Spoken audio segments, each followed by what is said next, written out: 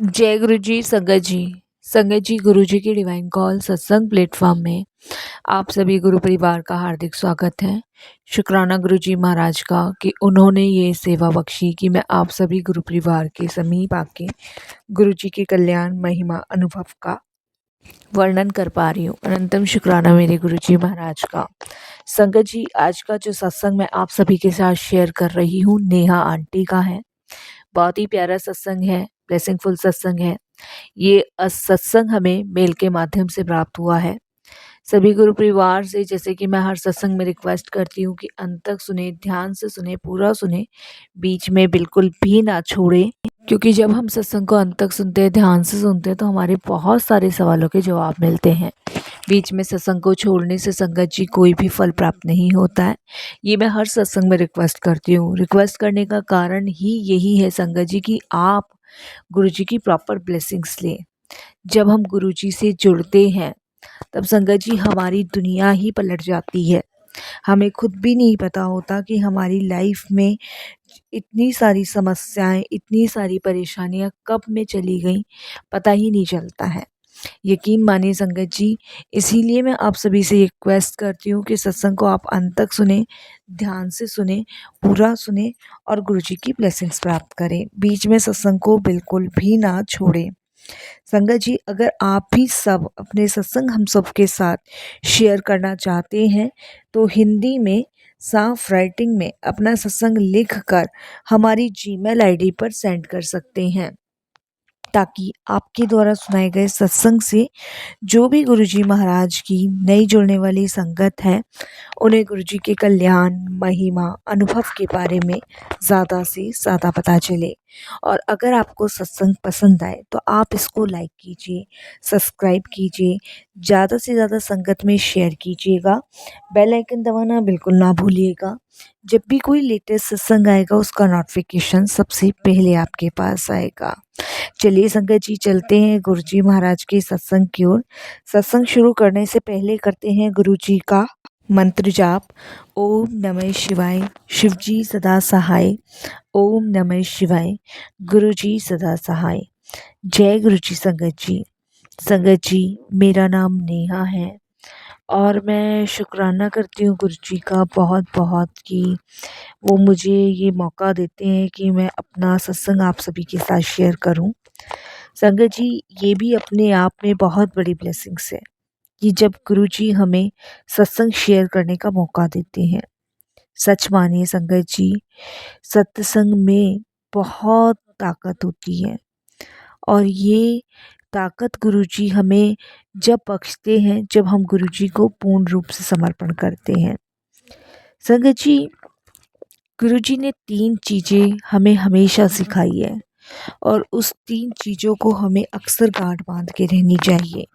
पहला, कि हमें गुरु से प्रेम करना है, उनसे डरना नहीं है और उन्हें पूर्ण रूप से समर्पण करना है। दूसरा, हमें कभी किसी भ्रम में नहीं पड़ना है, कभी भी हमें कोई गलत काम नहीं करना है। उसमें सब चीज़ आती है संगत जी, निंदा, चुगली, छल, कपट, हमें इन सब चीज़ों से बचना है, काम, क्रोध, लोभ, मोह, माया से। और जो तीसरी और आखिरी इम्पॉर्टेंट चीज़ है वो है नित्य-नेम पाठ। तुम सिर्फ अपना नित्य-नेम पाठ सही करके चलो, बाकी कर्ता करे सो कर सके, वो सब गुरुजी करते हैं। हमें इन सब चीज़ों को बहुत अच्छे से संगत जी गांठ बांधनी चाहिए। वैसे तो संगत जी मेरी जर्नी गुरुजी के साथ जन्म जन्मांतर की है, मुझे नहीं पता, बट मैं गुरुजी के पास एक कारणवश पहुंची, या ये कह लीजिए कि गुरुजी ने मुझे अपने से जोड़ा क्योंकि मेरे बच्चे का और मेरा कल्याण करना था। लेकिन हमें यही लगता है कि हम जब परेशान होते हैं और हमें कोई बता दे कि वहाँ पे जाके आपकी समस्या का समाधान होगा, तो हम फट देने भागे जाते हैं। तो मेरा जो अपने थॉट थे, जो मेरा माइंड था, मुझे यही लगा कि मैं किसी कारण से गुरुजी के पास पहुँची क्योंकि उस समय मेरे पास दुखों का बहुत बड़ा सैलाब था।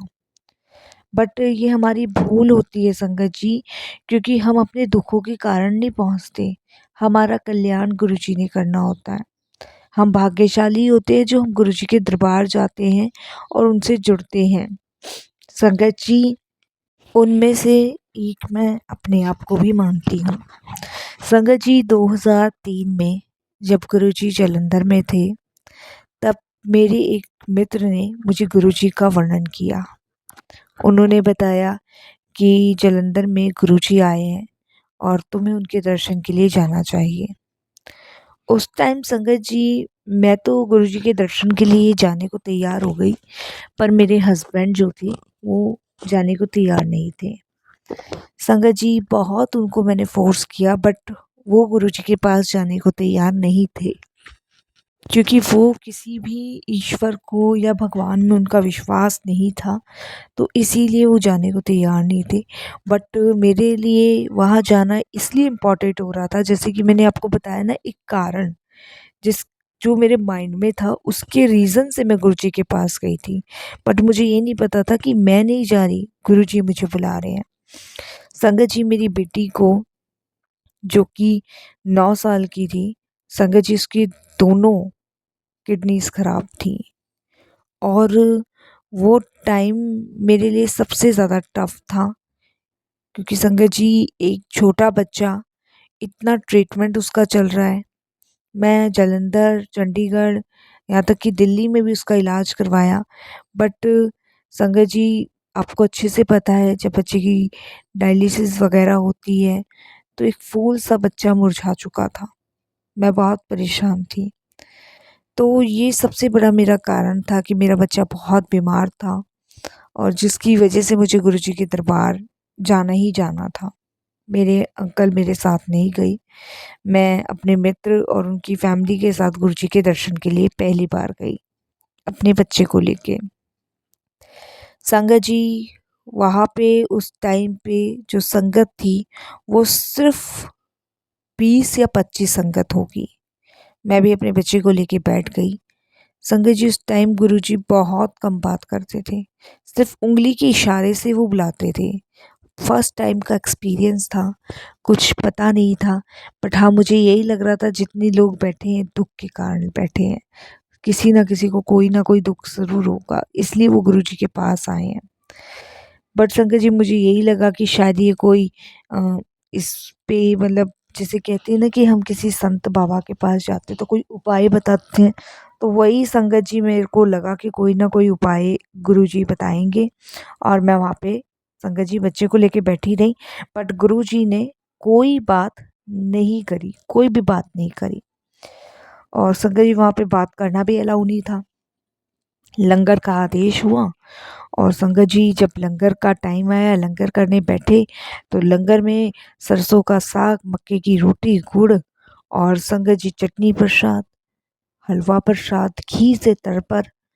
और संगत जी, जब लंगर प्रसाद करने बैठे, तो अब बेटी को लंगर कैसे कराऊं, क्योंकि डॉक्टर्स ने मना कर रखा था, ये सब बेटी को बिल्कुल नहीं खिलाना था। बट वो कहते हैं ना कि लंगर से ही हमारे कष्ट कटते हैं आधे से ज़्यादा। वो लंगर, संगत जी, हम सबकी दवाई है। ये हमारी गलतफ़हमी होती है कि हम उसे पदार्थ की नज़र से देखते हैं, लेकिन सही मायने में ही वो हमारी दवाई है। संगत जी, उस टाइम मेरी बेटी की पॉटी में से बहुत ब्लड आता था, बहुत ब्लड, और ये समझ लीजिए कि फूल सा बच्चा सूख कर काँटा हो चुका था। मैं, संगत जी, वहाँ लंगर करने बैठी, तो एक अंकल थे, तो वो कहते हैं, आंटी बच्चे को भी खिलाओ। तो मैंने कहा, अंकल बच्चे को मना किया है डॉक्टर्स ने। तो वो कहते, कोई नहीं गुरुजी बैठे हैं, तुम खिलाओ। तो संगत जी, मैंने डरते डरते अपने बच्चे को वो लंगर खिलाया। उसने, संगत जी, मुश्किल से 7 या 8 बाइट खाई बस, और मुझे डर इस चीज़ का था कि घर जाके से उल्टी ना हो जाए और फिर इसकी पॉटी में से ब्लड ना आने लगे। बट वो, हम कहते हैं ना कि हमारी सोच से कहीं ज़्यादा प्लानिंग गुरुजी करते हैं। संगत जी, उसके बाद आज्ञा लेने का समय आया। जब गुरुजी को माथा टेकने गई, तो अंकल एकदम से कहते हैं कि गुरुजी, ये नेहा आंटी हैं, और ये कपूर साहब जो हैं जनरल, उनकी वाइफ है। तो गुरुजी कहते हैं कपूर साहब नहीं आए? तो मैंने कहा नहीं गुरुजी, वो नहीं आए। तो वो कहते कोई नहीं अगली बार वो भी आएगा। इस तरीके से संगत जी गुरुजी मुझे कहते हैं और आज्ञा लेके हम चले जाते हैं। बट वहाँ पे बहुत शांति, सुकून और काफ़ी अच्छा लग रहा था। बट मैं अपने जो मुझे लेके गए थे गुरुजी के पास, मैं उनसे कहती हूँ कि गुरुजी ने तो कुछ भी नहीं पूछा बच्चे के बारे में मेरे। तो वो कहते तुम चिंता मत करो, गुरुजी सब पता है गुरुजी को। बट फिर संगत जी मेरा भी थोड़ा-सा विश्वास इधर-उधर डगमगाता है। वो कहते हैं ना इंसान है, दिमाग ज़्यादा चलाते हैं। बट संगत जी मैं इस चीज़ को भूल गई थी कि उस लंगर प्रसाद के खाने के बाद मेरी बेटी के जो पॉटी था उसमें से ब्लड आना बंद हो चुका था। ये मैं भूल चुकी थी, ये मुझे दिख नहीं रहा था। संगत जी उसके बाद मुझे अच्छा लगता था, तो मैं गुरुजी के पास संगत जी जाऊँ कि नहीं जाऊँ यही सोचती रहती थी, यही सोचती रहती थी। बट वो कहते हैं ना कि गुरुजी किसी अंकल के थ्रू मुझे बुलवाते रहते थे।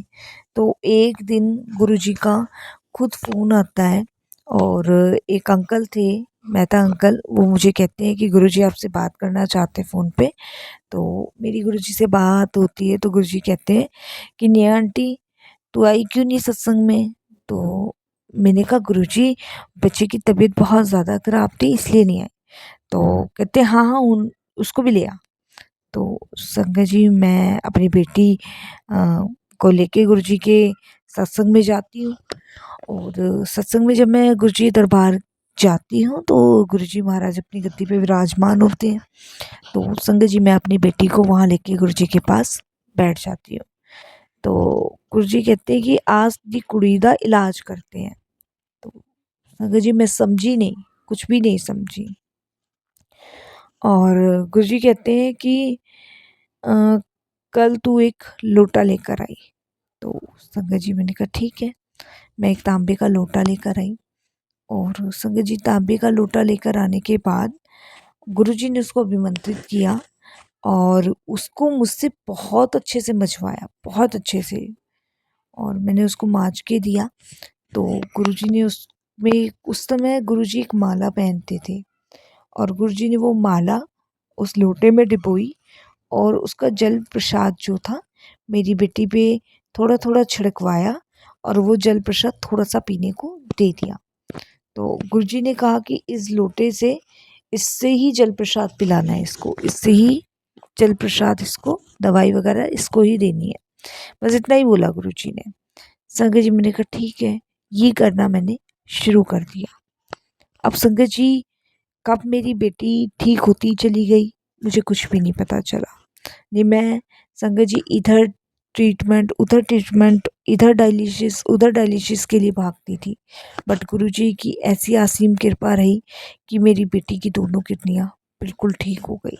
संगत जी जो सिर्फ 1% काम कर रही थी वो संगत जी पूरी 100% काम करने लगी। कैसे हुआ कैसे नहीं हुआ ये गुरुजी जाने। जब सारी रिपोर्ट्स नॉर्मल आने लगी तो मैं गुरुजी का धन्यवाद करने के लिए गुरुजी के मंदिर गई, लेकिन जब तक पता चला कि गुरुजी दिल्ली जा चुके हैं, उस टाइम मैं बहुत रोई, बहुत परेशान हुई और संगत जी गुरुजी की याद में मैं इतना रोई कि मैं बहुत ज़्यादा बीमार पड़ गई, बहुत ही ज़्यादा। संगत जी मैं बता नहीं सकती उस टाइम मैं बहुत रोई। संगत जी मेरे हस्बैंड से मेरी ये हालत देखी नहीं गई और मेरे हस्बैंड को जब ये पता चला कि मेरी बहुत ज़्यादा तबीयत ख़राब है और संगत जी उस टाइम मैं गुरुजी को बहुत याद कर रही थी, बहुत याद। वो कहते हैं ना कि हमें गुरुजी से इश्क हो गया था और इश्क कहें या प्रेम कहें, इतना प्रेम हो गया था कि बस संगत जी मैं बता नहीं सकती कि बस गुरुजी नहीं दिख रहे थे, संगत में नहीं जा रहे थे, मतलब एक कनेक्शन, एक जुड़ाव होता है ना, वो हो गया था। संगत जी मेरे हस्बैंड ने मुझे बहुत समझाया बट मैं नहीं समझी और संगत जी फिर मेरे हस्बैंड मुझे कहते हैं कि चल गुरुजी ਨੂੰ दिल्ली मिलकर आते हैं। तो संगत जी उस टाइम गुरुजी पास स्टेट बैठते थे, मंदिर, बड़ा मंदिर जब तक नहीं बना था। और संगत जी वो देखिए ये लीला थी गुरुजी की मेरे हस्बैंड को अपने पास खींचने की। संगत जी मैं, मेरी बेटी और मेरे हस्बैंड, हम तीनों जालंधर से दिल्ली के लिए रवाना हुए। उस टाइम पास स्टेट में गुरुजी बैठते थे। तो दिल्ली में संगत जी मेरी सिस्टर इन लॉ रहती है, तो हम उनके घर गए और उनको भी हमने गुरुजी के बारे में बताया, तो उन्होंने कहा हम भी गुरुजी से मिलने चलेंगे। तो संगत जी उस दिन मैं, मेरे हस्बैंड, मेरे बच्चे, मेरी मदर इन लॉ और मेरी सिस्टर इन लॉ और मेरे जो सिस्टर इन लॉ के हस्बैंड थे, हम सभी गुरुजी के दरबार गए। संगत जी एम्पायर स्टेट में जब हमने गुरुजी को देखा तो मैं बहुत रोई, बहुत रोई। संगत जी गुरुजी जाने जहान हैं, उनकी लीलाएं अपरंपार हैं। गुरुजी को पता था कि उन्हें मेरे हस्बैंड के कष्ट काटने थे, कर्म काटने थे, इसीलिए उन्होंने जालंधर से मेरे हस्बैंड को दिल्ली बुलाया। संगत जी मेरे हस्बैंड को बहुत ज़्यादा डायबिटीज़ थी, इतनी ज़्यादा डायबिटीज़ थी कि संगत जी मैं आपको बता नहीं सकती। उनका ट्रीटमेंट भी बहुत चल रहा था। तो जब मेरे हस्बैंड अंदर गए तो मेरे हस्बैंड का मन नहीं था गुरुजी के दरबार में। मैंने गुरुजी से हाथ जोड़े, प्रणाम करा। तो गुरुजी कहते हैं क्यों नेहा आंटी आ गई? तो मैंने कहा हाँ जी गुरुजी। गुरुजी आपको मैंने बहुत मिस किया, बहुत याद किया। तो गुरुजी कहते हैं चल थल्ले। तो इस तरीके से गुरुजी पंजाबी भाषा यूज़ करते थे और उस समय वो ठेठ पंजाबी भाषा संगत जी समझना बहुत पॉसिबल नहीं होता था। तो संगत जी मेरे हस्बैंड गुरुजी के पास बैठे, मेरे हस्बैंड ने गुरुजी को प्रणाम किया, प्रणाम करके और गुरुजी ने लंगर का आदेश दिया। लंगर संगत जी मेरे हस्बैंड ने किया। लंगर करके हम घर आए। मतलब सिस्टर इन लॉ के पास ही थे, अपने घर तो नहीं गए थे जालंधर। तो रात के समय गुरुजी ड्रीम दर्शन देते हैं मेरे हस्बैंड को और ड्रीम दर्शन में वो दिखाते हैं कि मेरे हस्बैंड की मृत्यु हो गई है और मैं गुरुजी के सामने बहुत रो रही हूँ और कि मेरे हस्बैंड को ब्लेस कर दो गुरुजी, उनको जिंदा कर दो। तो गुरुजी वहाँ पे मेरे हस्बैंड को ब्लेस करते हैं और वापस से मेरे हस्बैंड जीवित हो जाते हैं। ये ड्रीम मेरे हस्बैंड रात के समय देखते हैं और सुबह वो ड्रीम मुझे बताते हैं। तो नेक्स्ट डे संगत जी वो खुद ही कहते हैं कि मुझे गुरुजी के दरबार जाना है। तो इस तरीके से संगत जी मेरे हस्बैंड का कनेक्शन जुड़ता चला गया और करीबन संगत जी हम 7 या 8 दिन दिल्ली रहे थे और 7-8 दिन में गुरुजी ने हमें वापस जालंधर नहीं जाने दिया। संगत जी 7-8 दिन बाद हम लोग रिटर्न होने लगे जालंधर के लिए। तो उस दिन गुरुजी कहते हैं कि अभी 2 दिन और ठहर जाओ फिर चले जाना। तो मेरे हस्बैंड कहते हैं नहीं गुरुजी, मेरा काम भी है, मुझे जाना भी है और आपको तो सब पता है। तो गुरुजी कहते हैं कोई नहीं, कोई नुकसान नहीं होना तेरा, तू 2 दिन और रुक जा। इस तरीके से संगत जी गुरुजी कहते हैं। तो मेरे हस्बैंड थोड़ा-सा वो हो जाते हैं, डिस्टर्ब हो जाते हैं कि गुरुजी तो समझ ही नहीं रहे हैं। तो संगत जी उसके बाद मेरे हस्बैंड क्या कहते हैं कि मैं तो जा रहा हूँ और मैं जा रहा हूँ, गुरुजी को कुछ नहीं पता चलेगा। तो मैं अपने हस्बैंड को समझाती हूँ कि 2 दिन की तो बात है, रुक जाइए। तो वो नहीं मानते हैं और संगत जी वो चलते हैं। तो उस टाइम संगत जी पुरानी दिल्ली रेलवे स्टेशन से हमारी ट्रेन थी करीबन 4:30 बजे के आसपास की। मेरे हस्बैंड रेलवे स्टेशन पहुँचते हैं, मैं भी पहुँचती हूँ। बट संगत जी देखिए गुरुजी की ऐसी कृपा कि वो ट्रेन उस दिन नहीं आनी होती। वो संगत जी रद्द हो जाती है ट्रेन और जब मेरे हस्बैंड को पता चलता है रद्द हो गई है, तो संगत जी वो बस की तरफ भागते हैं। बस भी नहीं मिलती है उस दिन संगत जी, वापस से हमें वहाँ आना पड़ जाता है दीदी के घर। क्योंकि संगत जी 2 दिन में गुरुजी ने मेरे हस्बैंड का कल्याण करना था, क्योंकि गुरुजी को पता था कि मेरे हस्बैंड की डायबिटीज़ इतनी है कि उसकी मृत्यु होनी पॉसिबल है। तो संगत जी गुरुजी के सत्संग में गए, कोई चारा नहीं था और वहाँ जाके संगत जी मेरे हस्बैंड समझ गए कि गुरुजी की कृपा है, जो उन्होंने मुझे 2 दिन के लिए रोक लिया। फिर उसके बाद मेरे हस्बैंड ने ज़िद नहीं करी और वहाँ पे संगत जी मेरे हस्बैंड सत्संग में बैठे। सत्संग में बैठने के बाद संगत जी गुरुजी कहते हैं, "क्यों? चले गए जालंधर वापस?" तो बड़ी शर्मिंदगी सी महसूस होती है। और उस समय संगत जी समझ नहीं आता, जब गुरुजी बोलते थे, हमारी फाइलें खोलते थे, तो उस समय समझ नहीं आता था कि क्या आवाज़ निकाले, क्या बोले गुरुजी को, कुछ नहीं समझ आता था। अंकल उस टाइम मुझे देख रहे थे, मैं अंकल को देख रही थी, कुछ समझ नहीं आ रहा था संगत जी बिल्कुल भी। उसके बाद संगत जी गुरुजी ने लंगर करने को कहा कि लंगर करके जाना। जब संगत जी लंगर किया तो आप बिलीव नहीं करोगे, इतना जलेबी का प्रसाद उस लंगर में, मेरे हस्बैंड तो एकदम से घबरा गए कि इतना मीठा मैं खाऊंगा तो कुछ भी हो सकता है, क्योंकि शुगर बहुत ज़्यादा था, बहुत हाई लेवल पे था। तो मेरे हस्बैंड ने संगत जी वो जलेबी प्रसाद नहीं खाया। तो वहाँ संगत जी जब लंगर करते थे तो एक अंकल रहते थे जो लंगर को छोड़ने नहीं देते थे। तो संगत जी जैसे तैसे करके कि खा लो और ये ब्लेसिंग्स हैं। तो क्योंकि फर्स्ट टाइम गए थे और संगत जी बस गुरु जी की लीलाओं को नहीं जान रहे थे, वो जुड़ चुके थे। तो मेरे हस्बैंड ने लंगर किया, जलेबी प्रसाद खाया। जलेबी प्रसाद खा के संगत जी घर आए। घर आने के बाद घबराहट हुई। घबराहट होने के बाद उन्हें लगा आज मेरा शुगर बढ़ गया है। तो सिस्टर इन लॉ ने शुगर जांचने की मशीन दी, उन्होंने जांचा तो शुगर बिल्कुल नॉर्मल, बिल्कुल नॉर्मल। मेरे हस्बैंड कहते हैं कि नॉर्मल कैसे, पॉसिबल नहीं है। तो मेरी सिस्टर इन लॉ कहती है कि हो सकता है मशीन ख़राब हो गई हो, काफ़ी टाइम की पड़ी हुई है, तुम कल एक काम करना, हॉस्पिटल में जाके टेस्ट करवाया ना। तो संगत जी मेरे हस्बैंड नेक्स्ट डे हॉस्पिटल गए, वहाँ पे शुगर का टेस्ट करवाया। शाम को रिपोर्ट आनी थी, रिपोर्ट आई नॉर्मल शुगर, बिल्कुल नॉर्मल शुगर। मेरे हस्बैंड इतना शर्मिंदा हुए, बहुत शर्मिंदा हुए। नेक्स्ट डे संगत जी फिर गए। फिर उस टाइम गुरुजी किसी अंकल को सचखंड का प्रसाद दे रहे थे, हम वहीं बैठे थे। तो वो सचखंड का जो प्रसाद गुरुजी ने दिया था, उसमें से थोड़ा-सा प्रसाद नीचे गिर गया था।